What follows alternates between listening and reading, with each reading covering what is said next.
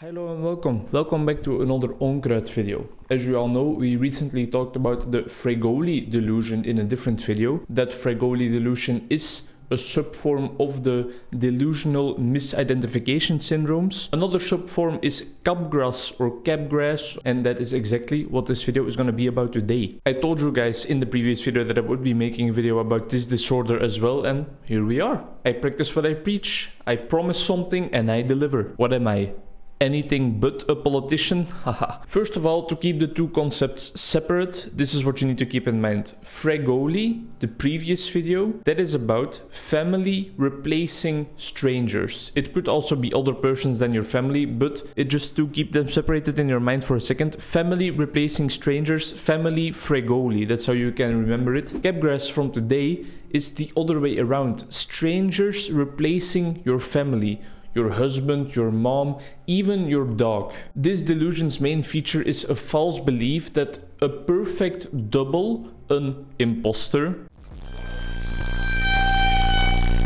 if you will, it's the actual terminology, I'm not just making Among Us references, has replaced somebody close to you or multiple people close to you. For example, your husband, but it could also even be a pet you have or an inanimate object in some cases. Your mom is not actually your mom, but it's a stranger disguised as your mom who is living inside of your house all of a sudden. Your dog is not actually your dog, but it's somebody disguised as your dog. It sounds weird as hell when you say it like that, but I think that's the case for most forms of psychopathology and psychiatric disorders, is that when you're on the outside and you're not thinking from their point, you're not empathic, you're not taking their point of view, it all sounds a bit weird. Doesn't even depression, something that we all know, sound a bit weird if you really think about it? Somebody that just can't get out of bed, that doesn't have their regular appetite, their regular need for sex, their regular need for relationships, that can't concentrate anymore just because they feel sad. That sounds weird, right? Just because they feel sad is of course very much minimalizing the complexities of depressive disorder, but topic for another video. Capgras used to be classified as a female disorder because they closely related or associated with hysteria, another thing they believed only females could get, but in more recent publications and more recent research, it has come to our attention that it can actually come up in all genders. It is more prevalent than the Fregoli disorder we talked about previously, but it's still not that prevalent at all. It's still quite rare.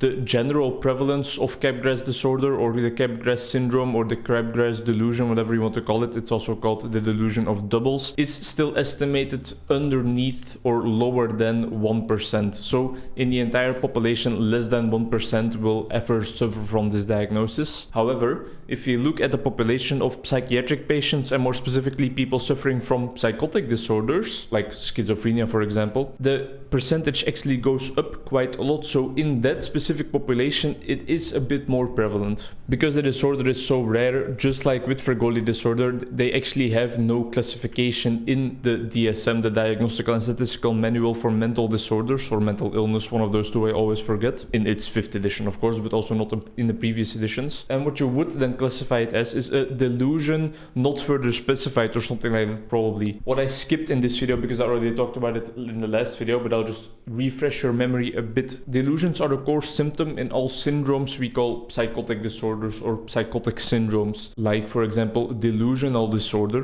where a delusion is the main object of the illness, or schizophrenia, the very well-known psychotic disorder, often characterized by voices inside your head. That's at least what people think, but there's actually way more to it than that. More often than not, it's not even voices, it's just auditory hallucinations, and voices inside your head can also occur in a lot of other different diagnoses. So it's not that specific of a characteristic, but that's also for another video. When it comes to causes, we again see it as a neuropsychiatric disorder. So brain lesions, deficits in the brain are again the troublemaker. And it's also in the same regions. Again, the temporal areas are involved. Again, the hippocampus is involved. So again, it's about similarity and familiarity, right? Damage in these zones distorts emotional integration, the emotional side of information processing. And then the integration part tells us that it's something about integrating emotional information with other information processing. There's a difference between seeing a stranger's face and seeing the face of somebody you know.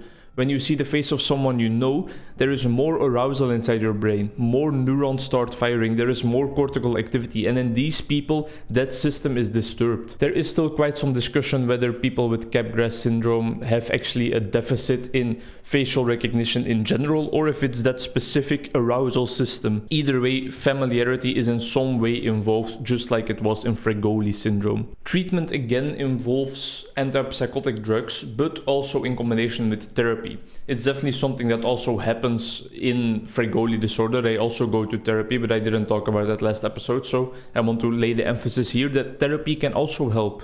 More research is, however, surely needed though to see what is actually the most effective way of treating these rare kinds of disorders. But as you can imagine, research resources are more often put into a bit less rare disorders, things that are more prevalent and things that more people suffer from. Understandable, also logical and financially valid, of course, but quite sad for the people that suffer from these rare diseases. It's also important, very important here, to support the people around the sufferer. Imagine that you're just sitting at home in your sofa with your spouse and all of a sudden she or he freaks out because she tries to tell you that you're not yourself anymore. You have been replaced by a stranger in her mind. That's not only a harrowing experience for the sufferer, but also for yourself, right? And supporting the people around the sufferer is therefore very important in this form of illness as well. Now, of course, supporting the context and kind of taking all the context into account and also pulling them into the treatment process is important in every single form of psychopathology.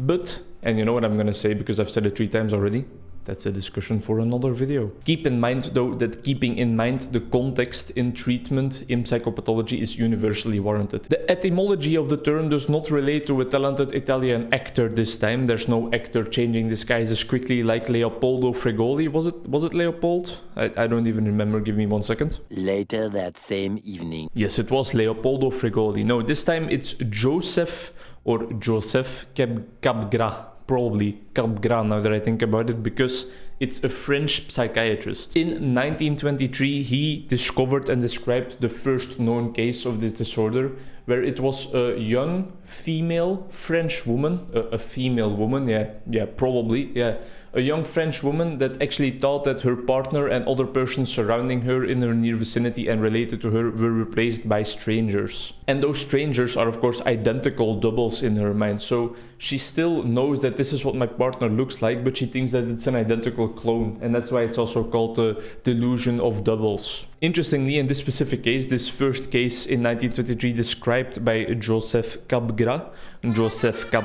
is that this person, this lady, also thought that her own personal stunt double, if you will, her own identical imposter was roaming around somewhere in the streets of France. And then a final interesting fact in this disorder is the overlap between aggression. In a systematic review by Pandis or Pandi, whatever, et al. In 2019, where they reviewed a whole lot of cases of this disorder, they found that in 6% of the cases, homicide was actually involved, so murder. Murder? Judas! No. The disorder is possibly riskier than first thought, and I mean, I can kind of understand this. I can imagine this. Imagine coming home from work after a long day to your house, your warm, safe space, your safe haven. You know that your family is normally here, you know that your partner is normally here. This is a private space. It's safe, it's supportive, it gives you warmth and tenderness. And then all of a sudden you have the feeling that there is a stranger there. There's an intruder. It's not your wife that you know, but it's a perfect imposter of her. It's somebody that you thought you knew who is all of a sudden a complete stranger to you. That must feel extremely harrowing. It must feel terrifying. In the comforts of your own home, all of a sudden everything you thought to have known about the person sitting next to you falls apart. And I can realize that leads to fear. Panic leads to fear. Fear then leads to impulsive actions. And homicide is of course a very impulsive action, sadly enough. All to say that mental illness is of course no joke and we shouldn't kid about it. I hope you learned something again. Fregoli, family disguised as strangers. Capgras, strangers disguised as your family. Identical doubles, identical twins. The doubles delusion, delusion of doubles. Joseph Capgras, 1923. Delusional misidentification syndromes, that's all you need to know. Don't worry, I'm still the same old Onkruid, I'm still the same old Vincent. I am not a perfect double. Or at least that's what I want you to think, huh? Huh? It's kind of counterproductive to tell you that mental illness is no joke and then start kidding about Capgras syndrome. Either way, thanks a lot for watching. Hope you learned something. Bye bye.